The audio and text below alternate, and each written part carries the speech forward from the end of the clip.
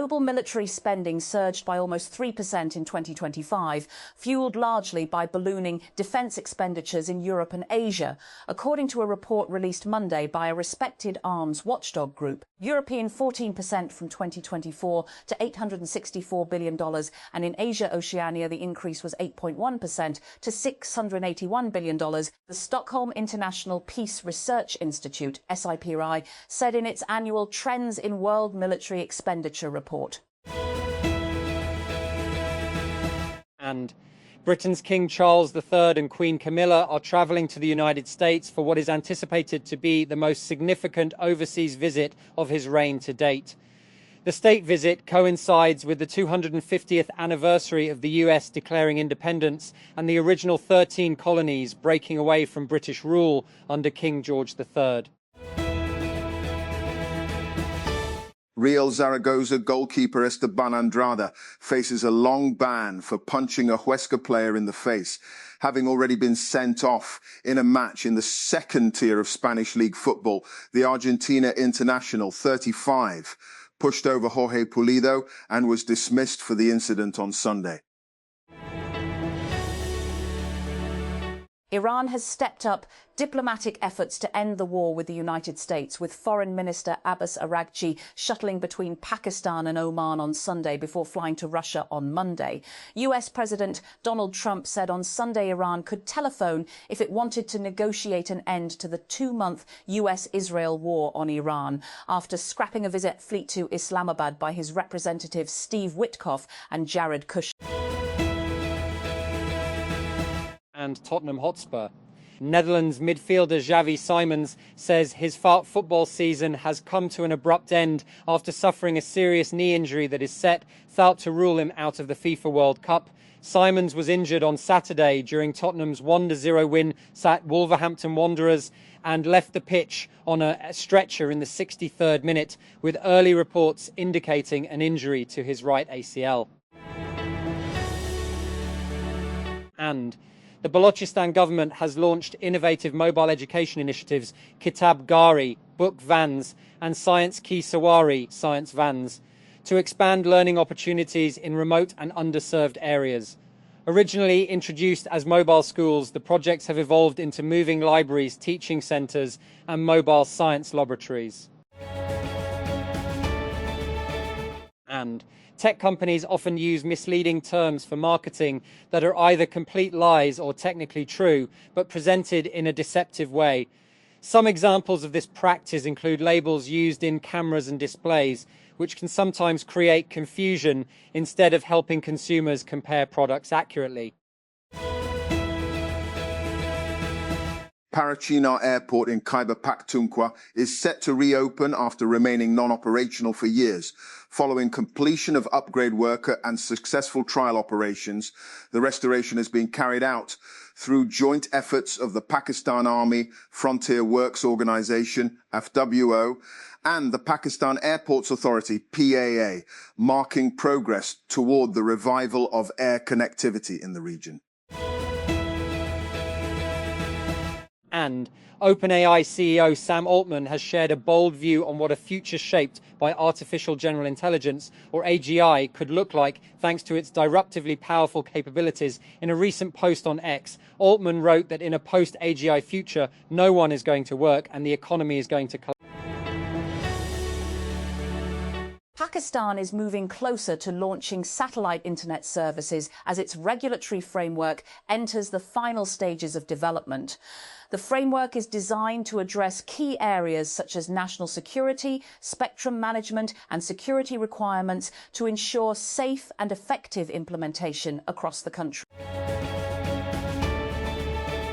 NextGen Auto, a prominent automotive distributor and subsidiary of the Nishat Group in Pakistan and Chery Group, a global leader in the automotive industry from China, are proud to announce another significant addition to their strategic partnership by introducing Ichor-branded new energy vehicles, NEVs, in Pakistan. As one of Pakistan's leading business groups, Nishat Group operates across key sectors, including textiles, cement, banking, insurance, power, and agriculture. With solid industry experience and refined operations, plays an important role in driving the country's economic growth. The group covers a full industrial chain spanning manufacturing, finance and energy, with strong capabilities in resource integration and market expansion. This partnership with Icor International marks a key step in Nishat Group's expansion into the new energy sector. It brings in advanced technologies to support a more sustainable transformation of Pakistan's automotive industry and strengthen its competitiveness in the local market. Punjab Chief Minister Maryam Nawaz has taken on the task of reviving Lahore's film industry with the establishment of a dedicated film city in Lahore. The province's Information and Culture Minister said $2 billion has been allocated for the revival of the sector. In a post on X on Sunday, the Chief Minister said the 50-acre space aims to bring the glory of filmmaking back to Lahore and Punjab. Tremors were felt in Islamabad and Khyber Pakhtunkhwa on Monday as an earthquake of 5.7 magnitude struck the Afghanistan-Tajikistan border region, the Pakistan Meteorological Department PMD said. In a statement, the PMD said the quake was recorded at 11:46 a.m. It added that the epicenter was located near Afghanistan's border with Tajikistan and had a depth of 170 kilometers. Peshawar, Parakainar Airport in Khyber Pakhtunkhwa's Kuram district has been reactivated and made operational through the efforts of the Frontier Works Organization, FWO, and the Pakistan Airports Authority, PAA. After remaining inactive for an extended period, the renovation and repair of the airport mark a significant step toward restoring air transport in the region. And the Houston Rockets routed the Los Angeles Lakers 115-96 to stay alive in the NBA playoffs as San Antonio's Victor Wembanyama made a triumphant return to put the Spurs on the brink of advancing. Armand Thompson scored 23 points to fuel the Rockets, who bounced back from a crushing overtime loss in the last game to cut the deficit in their best of 7 Western Conference series to 3-1 on Sunday. Berlin, Germany. The trial of 5 European nationals accused of attacking a factory linked to Israeli weapons manufacturer Elbit Systems in Germany is set to begin on Monday. The case is seen by some as a major escalation in Germany's crackdown on the Palestine solidarity movement. Honor has introduced refreshed mid-range laptops for 2026, the Notebook X14 Plus and Notebook X16 Plus, while also launching a compact version of the MagicPad 3 Pro tablet in China. The new products focus on portability, updated processors, larger batteries, and higher-end displays. The Honor Notebook X14 Plus is a smaller laptop, weighing around 1.27 kilograms and measuring 9mm thick. It features a 14-inch display with options up to 2880 by 1800 resolution and a 120 Hz refresh rate. A lower-cost Full HD version is also available. The Islamabad Traffic Police, ITP, has shifted its driving license system to a fully paperless model as part of efforts to improve service delivery and streamline operations. Chief Traffic Officer Mohammed Safraz Verk announced the transition during a review meeting with officials from service centers and directed all branches to implement the digital system. And the Board of Intermediate and Secondary Education Lahore has introduced an automated system for practical examinations for the first time, marking a major step toward transparency and digitization in the education sector. The initiative has been implemented under the directives of Maryam Nawaz Sharif to modernize the province's education system. A strong earthquake was felt in several major cities across Pakistan, including Islamabad, Rawalpindi, as well as in Khyber Pakhtunkhwa, hitting Peshawar and Swat, triggering panic among residents and forcing many people to rush out of homes and offices. The tremors were reported in the major cities within a short span, with social media quickly filling up with accounts from people who felt the shaking. The Capital Development Authority, CDA, demolished an FC camp office in Islamabad as part of its ongoing anti-encroachment drive, targeting illegal structures on public land. The operation took place near Marriott and Ayub Chowk on the Green Belt and was carried out under the supervision of Federal Interior Minister Mohsin Naqvi. And NADRA Technologies Limited, NTL and Unicrew Solutions Private Limited have formalised an additional strategic memorandum of understanding to collaborate on opportunities related to digital identity verification and customer digital onboarding and end-to-end digital workflows, further strengthening the relationship between the two organisations. And it builds on the existing relationship between NTL and Unicrew Solutions and is distinct in scope from the earlier understanding between the two entities related to MBVS services.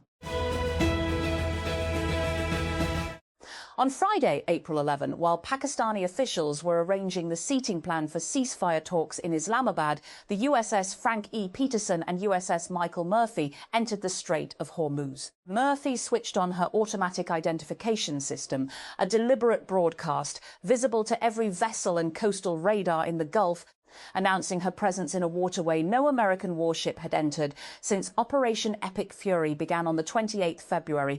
A radio exchange recorded by a civilian vessel captured the Iranian warning to them.